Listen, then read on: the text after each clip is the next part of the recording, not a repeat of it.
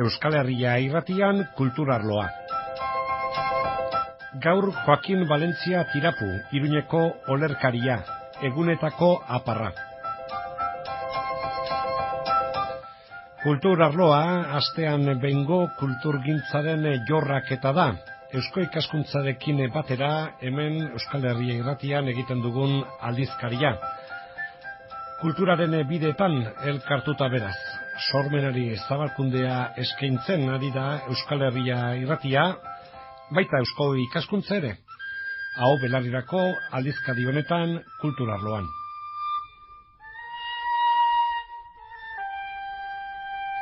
Joakin Valentzia Tirapuk egunetako aparra izenburuko olerki bilduma aurkeztu berri du. Iruñekoa txantrearra da Joakin Valentzia, eta txantrean egina izan du aurkezpena Euskaldunon biltoki elkartean. Izan ere, elkarte horretako kide baita, kide estimatua gainera, aurkezpen saioan Fernando Reik esan bezala. Joakin Valentzia ez da orain idazten hasi berria. Orain baino lehenagotik ere egin eta baita argitara emanak ditu bere lanak, gogoan izatekoak, esate baterako Korrok aldizkari hartan eginikoak, edo Susan, edo Argian, baita Larrunen ere. Eta narrazioa ere egindu ipun sorta bat argitara eman zuen, Heriotzaren ipurdia.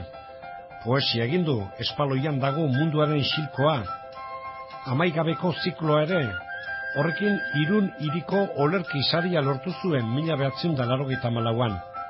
Egunkari ezkutua atxa elkartearekin argitara eman zuen, eta orain egunetako aparra. Kalean dabilen olerkaria egunerokotasunean dabilena da Joakin Valentzia. Horrela hurbildu gaitu haren olerkigintzara Austin Zamorak. Atxa elkartearen izenean mintzatu da Zamora, egunetako aparra bildumaren argitaratzailea baita. Oraiko gizarteak zamaldaka kaleetan garaiatzen dituen kontakizun, itxura faltsu guzien bazterretik, liburu honen idazlea biluzirik kalean dabil. Historio aurreko garaietan arpe ziloetako gizon bat bailitzan. Virtualitate inguramenaz ez du asola. Instinkto humanoek dakarkiten gertakizunak ditu ikusten. Sexuaren erasoak, maite mintze momentokoak, jungel oianetan gertatzen diren borrokak, emazteen ipurdien kulunkak, musikaren zoramenak, sinestedunen gezurrak, tsunami guzien desmasi asesinoak, sozial arazo injustiziaz beteak, bere familia eta lagunen sentimen tragikomikoak, eta hainbeste unkipen alegiazko munduak eskutuan atxiki nahi dituenak. Normalizatu gizarte honek, nahiz bere izaitea zibilizatutzat deraukan, inkonsienteki basokoaren antzera oraino dabilala ez daki. Bizida itxutasun batean, bere arazo propioen erdian. Kontsumitzaile bezala, bere izaera kontsumituz. Eskutuan, egunerakotasunak jaurtikitzen duen aparra eta basa usaina usmatzeko, hemen dugu liburu bat, Joakin Valentziak idatzi liburu hau, gizakitasunaren arragiz, odolez eta maiteminez osatua da. Austin Zamoraren sarrerako hitzen ondotik aditu dezagun Joakin Valentzia Tirapu. Lehenbiziko irakurriko du maite dudan poema luzetxo bat, hildakoen artean izendatu ninduten, Euskal Herriari eta Palestinari dedikatua. Hildakoen artean izendatu ninduten, epika garaiak ez dira iragan. Hildakoen artean izendatu ninduten, asmo oroz, baina erabat okertu ziren, ira berdez mozkortuak. Maiz gertatzen zaiela nik uste. Kakatzazko paiazo horiei uskeria distiratxoak, produktu akitua nazioarteko merkatuan iragarriz. Ogerlekoak 4 pesetetan saldu nahi dituzte ergel horiek. Hemen inor sinestu dienik espentsa, baina txantxa makina izela egiten dute, deusestaz pentsatu burua betetzekotan, nahita ez, zama huts baten antzera. Hildakoen artean izendatu ninduten, kontu irrigarri eta ilunak eginez. Baina nirekin okertu ziren oro, Sugandila goibel horiak, galduriko gatazkak, zibilizazio eta kulturaren garaipenak bezala kondatzen dituzten agure adurti horiek. Bestelako garaiak ziren, baina inor ez gogoratu arren, hemen ongi informatu gara. Eta oraingoan ezagunak baditugu, beren zibilizazioaren egiazko aurpegierak. Aurrek ere, irakusten ikasi, baino lehen, egia berri eta zaharrak aldarrikatzen dituzte, datu aurkituen nabaritasunak eskaintzen dienaz ozenki pentsatuz. Hildakoen artean izendatu ninduten, jokalari kirten, arrakero arrunt horiek, urrezko iturritan edan zuten baizera, eta orain lehor eta pozointxua daude.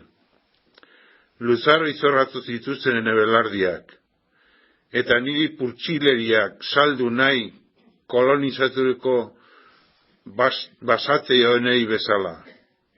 Baina ondarrean nire benetako truke txampona erakutsi nien, hots, odi ketxuak, oiu airatsuak, mila espata zutik, albor lerdenak bezala, bular mehatxagarriak, ez birginenak, andraudi ergelenak ez da ere, ahots latz eta kementxuzko sorginenak baizik.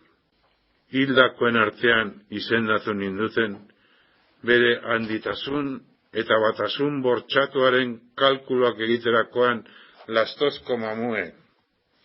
Baina okertu ziren behin eta berriz, umei ere beldurtzen ez dieten fantasma horiek. Nire solasak iraun zuen, inoiz baino biziago. Zanpatzen utzi ez direneko mila hitzez egindakoa. Gero sekreturik barrikoenak elkarri aitortzeko, egiari gorrienak aldarrikatzen jarraitzeko, jakintzaren adierazpide guztiak azaldu ahal izateko. Nire solasak iraun zuen. Hau da, herri honen kantua, hildakoen artean izendatu zuten herria.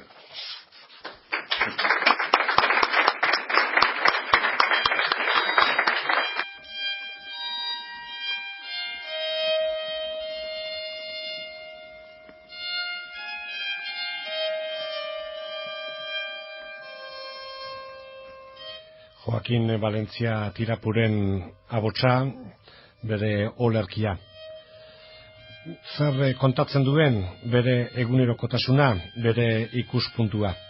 Ona beste olerki bat aurrez justifikazioa aurkezpena. Ni diagnostikatuta daukat trastorno eskizoafektibo eta probatu dut zer den eromena. Hau da orain pensatzen dudana. Eromenaren inguruan. Eromena da gauza ez izatea. errealitatik gehiegi pairatzeko gauza ez izatea. Eromena da ez gauza izatea. Ametsak efikaz bihurtzeko ez gauza. Edo biziaren seriotasuna jasatzeko ez gauza izatea. Ilusioak ipuin eder batera izurtzeko gauza ez izatea. Edo ilusioak errepresentatzeko beste itxura. Gaur onartuta hoi ez den giza konbentzio zaharra. Zuhurrik ez delako ametsa. Eromena da poesia egiteko modu zorrotza. Seriegi bihurtzen den pasioa. Estetiko bezala onartzen ez den zintzotasuna. Egia hutsa baita eromena. Eromena da gauza bihurtzearen aintzineko beldurra. Eta egun kanpoko kimika erabiltzen da gehien bat modu burugabe batez, benetako giza astura hori menperatzekotan. Baina egiazo erokeria da sendatzeko gehina hori. Itxasoren arrotasuna konjuruz mugatzeko nahia bezalakoa. Edo gizakumen errebeldia botikaz apaltzeko asmo asesinoa. Eromena da isiltasuna, edo isili gehiago jasan ezin duen garrasi, eder eta erlatza.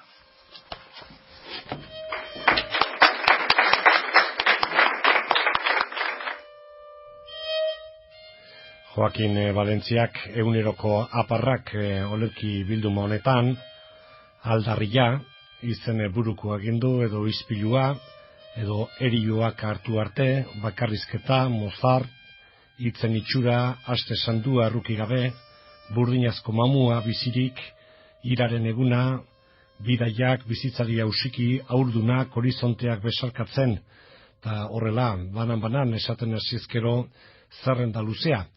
Eguneroko aparra bilduma honetan 40 bat olerki bai dira, eta aurrez egina duen egunkari ezkutuan beste horren beste. Hemen eguneroko aparretatik bat aituko dugu, bere abotxean, beste jolas bata, honako hau musu bat behar dut izenekoa. Musu bat behar dut. Haini dakiz. Idatzita zegoen neskatxaren kamisetan.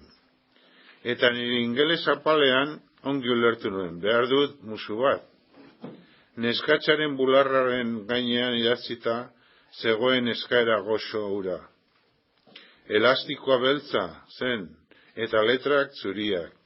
Autobusean urrun nengoeneko lekutik oso ongi irakur nintzakeenak. Hurbildu nintzen pixka bat.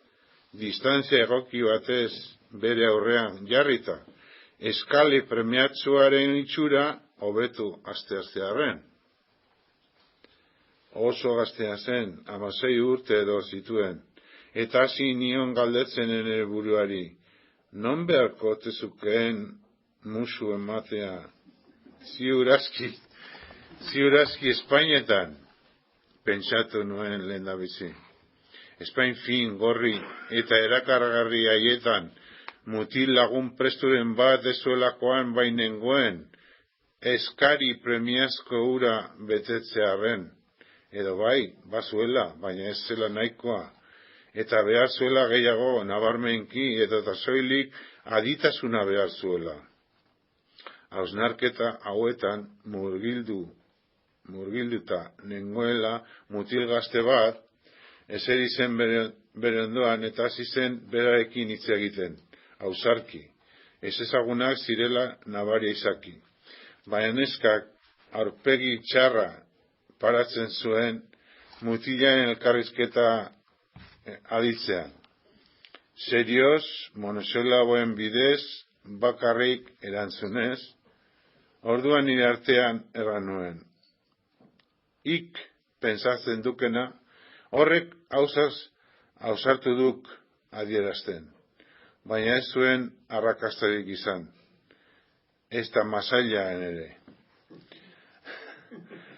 Kamisetan musu aldarrikatzen zuena, jaiki bai zen 34 minutu pasata, eta autobuseko ate ondoan ipini zen, zutik, bere geldinunearen zain, aditasun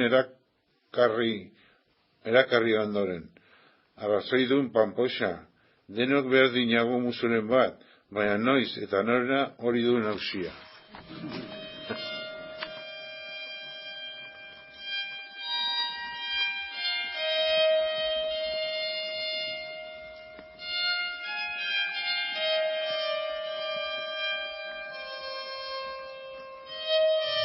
Esan nahi duen horretara zuzen eta zehatz jotzen du Joakin Valentziak. Metafora gutxi haren poetikan, horrela azaldu du Joakin Valentziak berak egiten duen olerki modua. Metafora gutxi dauzka nire poesizkera, baina tartekaturik daude han hemenka loretxo batzuen arabera. Narrazio poetikoak bai dira gehien bat nireak, noizbait nahiko posaikoak, baina neurtuak era libre batez. Bai, bada egunetako aparra dantzatzeko denbora baden bezala maitasuna egin baino lehen. Aparra du bizitzak, goian edo nonbaitetik atera eta gero desegiten dena.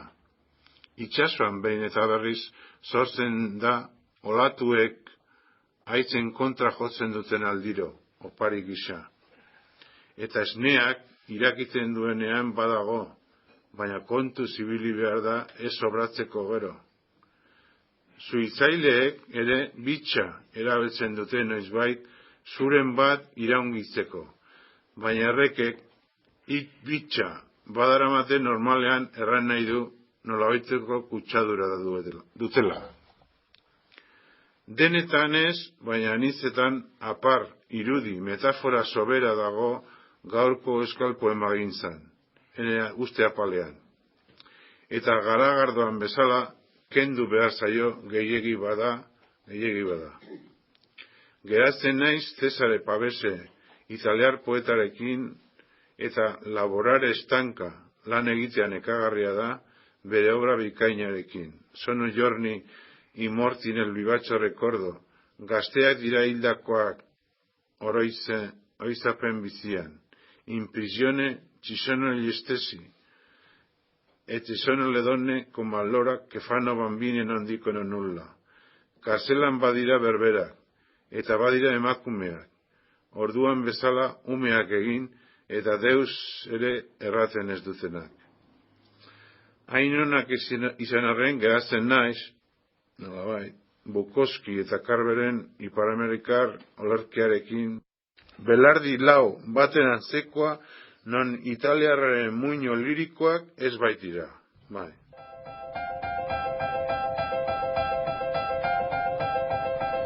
Joakin Valentzia, egunetako aparra.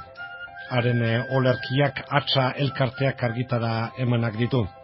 Hemen Iruñan txantrean aurkeztu berria da egunetako aparra.